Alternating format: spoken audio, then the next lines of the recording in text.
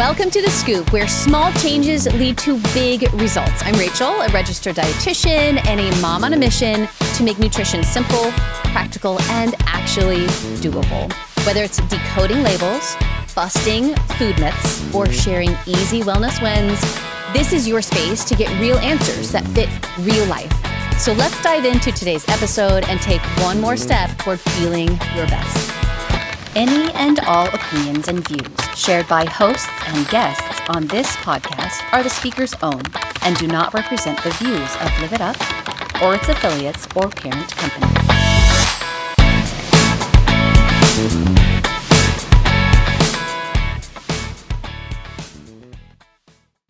Hey guys, welcome back to The Scoop, serving you straight nutrition talk, one scoop at a time. And today, we're talking about carbohydrates. Carbs get a bad rap. Some diets tell you to cut them out completely. In fact, if we're honest, a lot of diets tell you to cut them out completely. Others warn that they'll spike your insulin or cause weight gain or block fat loss. But here's the truth. Carbohydrates are not the enemy. In fact, when you choose the right ones and time them strategically, they're one of the best tools that we can use for energy and hormone health and even long-term weight management. So today, let's break it down. I'll explain the different types of carbohydrates, how timing impacts your body, and the smart strategies you can use to eat carbs without guilt and without the fear of weight gain. I'm Rachel, Chief Registered Dietitian for Live It Up, and I'm here to help you eat smarter, live better, and feel your best. So let's start with the basics. Carbohydrates come in many forms, but let's boil it down to the two we know the most. And the first one is simple carbohydrates, which are often refined. They're low in fiber. They're very easy to digest. And number two, complex carbs.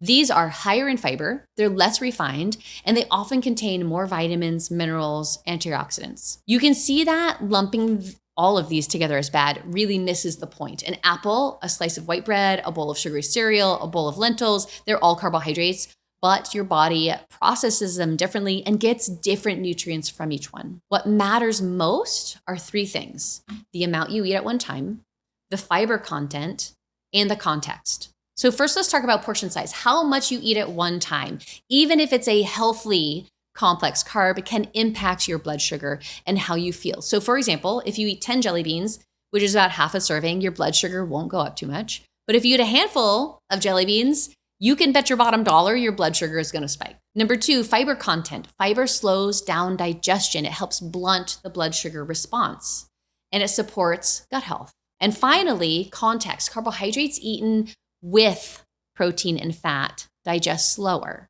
than carbohydrates eaten alone. And timing matters. So eating carbohydrates before exercise can improve endurance and performance. Plus, eating carbs after you eat protein and fat at a meal might be beneficial for how your blood sugar responds. So what does this mean in real life? It means carbs aren't off limits. It means pairing them with other foods strategically and choosing the right ones makes all the difference. So let's tackle some myths. Myth number one, carbs cause weight gain. This is fiction. Excess calories cause weight gain, not excess carbs specifically. In fact, higher fiber carbohydrates often help with weight management. Myth two, carbs make you gain weight fast. Actually, this is a fact. Carbohydrates can make you gain weight fast, but not how you're thinking. Carbohydrates are stored in the body along with 3 grams of water, but fat and protein are stored with only 1 gram of water or less. So when you all of a sudden eat more carbs, your body will gain more water weight. This happens with sodium also, like after a takeout meal. This is totally normal, and as soon as you go back to your normal eating pattern, the water weight will reduce. You simply can't gain that much fat mass that quickly. So anytime you see the scale increase really fast, don't worry. It's probably just a little extra sodium or carbs. Bring it in the water and it's gonna come back down. Myth number 3, fruit is sugar and should be avoided. Fiction, people, it's fiction. Fruit comes packed with fiber and water and essential nutrients and antioxidants. And research shows that including fruit in your diet decreases your risk of many chronic diseases. Myth 4, eating carbs at night makes you fat. Again, this is false. Studies show that the total daily intake matters more than the clock.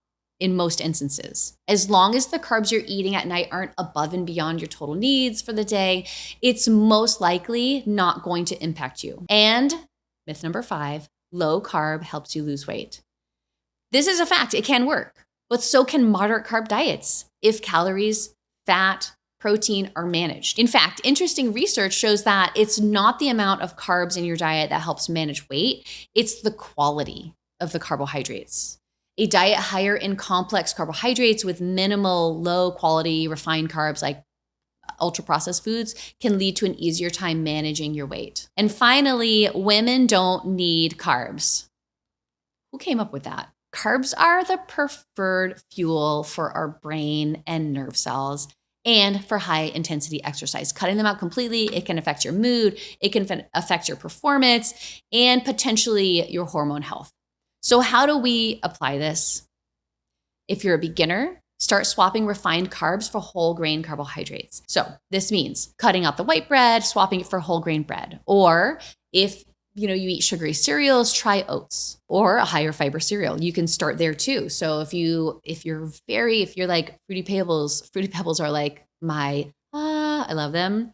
And you want to start to transition, maybe just cutting to oats is not going to do it for you. Maybe first you mix that with a really high fiber cereal. So like half and half. So you're starting to like wean off of the sugar a little bit. And you're also starting to get more fiber. And then you slowly make it to like mostly the higher fiber cereal. And then transition to the oats might be a little bit easier. You can also eat popcorn instead of chips to get more fiber in there. You can try quinoa instead of rice, or like the cereal, go half and half. This is what I do sometimes because one of my kids will eat quinoa and the other one is like, what are you feeding me? So if you mix them half and half, it's really hard to avoid the quinoa because you gotta they're all in one bite. And that's also a great way for adults to start the transition too. And for some things, rice is absolutely delicious. It just make sure it's not the majority of your plate, right? Make sure you can have protein with that. Cut your serving a little bit, and that's gonna be really helpful. You can try whole wheat pasta instead of regular pasta. Whole wheat pasta is not the most delicious, but there are some bean pastas out there that do a really good job. And they're even high protein and high fiber. So that's something else you can try. Again, you can do it half and half if you want. Again, while you're at it, I want you to start thinking about portion size. Depending on your needs, keep grains to about a cup or less per meal. You might need more, you might need less. Coming into intermediate, make all meals and snacks a combo. You want to pair carbs with protein and fat. Instead of plain toast, add eggs. Instead of just fruit, add Greek yogurt or cheese. Instead of eating just chips, add an ounce of nuts. Having this pairing can be incredibly important also for your satiety, not just your blood sugar. And then we get to advance. So you want to time your carbs around workouts, maybe even your cycle phases. Start by having carbohydrate-rich snacks before your workout. Focus on higher quality carbohydrates and plenty of protein when you have cravings, such as during your luteal phase of your menstrual cycle. And by the way, check out my podcast on balancing hormones naturally for how to eat during each phase to, help manage your cravings and things like that. The bottom line is this: carbohydrates aren't the villain. Use strategically and focusing on the highest quality ones. They're one of the best allies that we can have for energy and long-term health. If this was helpful, don't forget to subscribe.